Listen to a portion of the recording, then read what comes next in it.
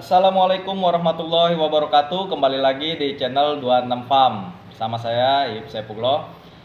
Di sini saya mau sedikit berbagi pengalaman atau berbagi bisa dibilang bagi-bagi pengetahuan lah. Apa yang udah pernah saya alami dan apa yang udah pernah banyak orang alami juga mengenai awal mulai usaha ternak melihara kambing maupun domba. Banyak teman-teman pemula yang mungkin mengalami kegagalan dalam hal mulai usaha ternak karena ngelihat banyak di channel YouTube lainnya mencari dengan judul sukses usaha ternak. Nah, di situ banyak konten-konten yang tidak menjelaskan apa saja hal-hal yang merugikannya, itu nggak disebutin. Tapi yang disebutin hanya keberhasilannya aja. Di sini saya mau berbagi pengalaman, ya, bagi pengalaman bukan berarti saya berpengalaman. Ya. Saya juga masih pemula karena saya masih banyak belajar dengan banyak para peternak lainnya. Mohon izin para guru-guru saya bikin konten ini untuk berbagi agar teman-teman kita yang mau usaha ternak tidak terjerumus atau mengalami kerugian yang sangat besar. Nah, apa aja sih yang harus diperhatikan dalam mulai usaha ternak atau melihara kambing? Yang pertama yang harus diperhatikan, siapin lahan. Yang pertama siapin lahan. Kita bingung nih, lahannya di mana? Punya modal untuk beli kambing tapi nggak punya lahan. Yang pertama kalau mau mulai usaha harus siapin dulu lahannya. Entah itu lahannya numpang sama teman, entah itu lahannya sewa, entah itu beli lahan. Kalau saya selama ini mulai usaha ternak itu saya numpang di lahan teman-teman yang sudah punya kandang, atau saya bisa sewa tempat, sewa kandang. Ketersediaan lahannya ini pun harus mungkin jauh dari pemukiman, jangan di area pemukiman, karena wilayah pemukiman, daerah pemukiman itu tidak layak untuk memelihara atau untuk beternak ya. Apalagi di komplek perumahan itu nggak cocok karena bisa mengganggu tetangga-tetangga lainnya karena aromanya lah, entah bau, entah berisik dan lain sebagainya. Kemudian yang kedua, setelah lahan, pembuatan kandang ini biayanya ternyata cukup lumayan menguras kantong juga ya, meskipun menggunakan bahan-bahan seadanya atau bahan bekas, kayu-kayu bekas, tapi kalau diperhatikan dengan ukuran kecil aja juga lumayan harga modalnya gitu. Kemudian ukuran kandang kita sesuaikan kemampuannya. Kita mau mainin kambing yang ukurannya semana. Jangan sampai kita bikin kandang kekecilan sehingga kambing nggak bebas bergerak dan sulit untuk duduk, sulit untuk ya dia melakukan pergerakannya lah. Ya. Kemudian yang ketiga, ketersediaan pakan. Ini yang paling penting.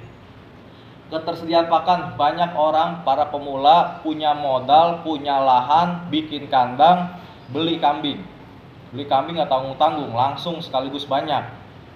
Nah, dia lupa bahwa makhluk hidup itu butuh makan. Yang harus diperhatikan sebelum kita belanja beli kambing, kita harus siapin dulu pakannya. Minimal, kalau menurut saya nih, minimal 2 hari sebelum kambing itu masuk ke kandang atau kita beli, pakan sudah tersedia. Jadi ketika kambing masuk ke kandang itu udah ada pakan, tinggal kita kasih makan. Nah, ketersediaan pakan itu sangat penting. Pakan yang digunakan harus mengandung protein, nutrisi yang seimbang, mineral maupun serat. Jadi kambing itu sangat butuh 4 hal itu. Protein dia butuh, sama seperti manusia. Kita juga butuh protein, kita butuh nutrisi, kita butuh mineral dan lain sebagainya. Kita butuh serat juga ya. Nah, apabila sudah ketersediaan pakan udah oke, udah siap, kemudian diperhitungkanlah modal pembelian kambing berapa. modal untuk pembuatan kandang berapa, modal untuk biaya pakan berapa.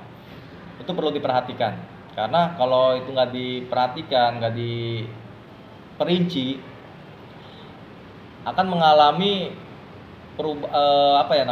seperti biaya yang sangat bengkak atau kerugian yang cukup lumayan. Jadi modal itu perlu diperhitungkan lah ya. Modal perlu diperhitungkan, besar kecilnya tetap semua biaya operasional harus diperinci. Kemudian manajemen kandang. Manajemen kandang seperti pemberian pakan, waktu, jadwal pemberian pakan tuh jam berapanya. Kemudian jenis pakannya. Kalau yang saya terapkan, pemberian pakan untuk pagi hari untuk sarapan kita berikan rumput. Jadi satu hari sebelumnya tuh udah ngarit rumput untuk besok pagi. Jadi rumputnya dilayuin dulu biar lebih aman ya. Kemudian siang dikasih hijauan, entah rumput entah pohon atas yang sudah layu. Dan sore pemberian protein nabati berupa ampas tempe atau kulit kacang kedelai.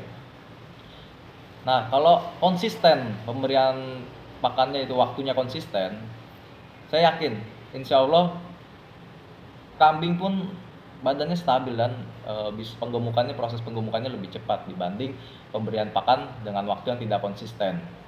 Kemudian kebersihan kandang.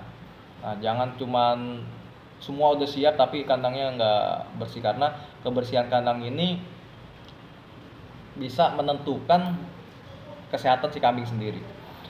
Kandang yang bersih, kambing insya Allah sehat. Kalau kandangnya kotor, terus jarang dibersihin, kotorannya pun terlalu numpuk, terlalu dekat dengan kandang ya, itu bisa bikin kambing gampang sakit. Kemudian perawatan kambing. Nah, perawatan ini yang sangat-sangat diperlukan. Jadi buat teman-teman pemula perlu dipelajari dulu tentang cara merawat kambing. Kambing itu pemeliharaannya bukan hanya dikasih makan atau dikasih minum ya. Perlu diketahui dulu cara-cara perawatan kambing ya. Penyakit-penyakit yang sering dijumpai apa aja, penanganannya seperti apa. Banyak di channel-channel YouTube, di teman-teman yang lain banyak yang memberikan saran begini loh, begitu loh gitu. Tapi masing-masing orang punya cara tersendiri untuk menangani kambing-kambing yang sakit. Oke, mungkin itu aja yang bisa saya bagi-bagi pengetahuannya. Nanti kita ketemu di channel berikutnya atau di postingan video-video berikutnya. Terima kasih, salam sukses, semoga kita sehat selalu dan selamat mencoba. Wassalamualaikum warahmatullahi wabarakatuh.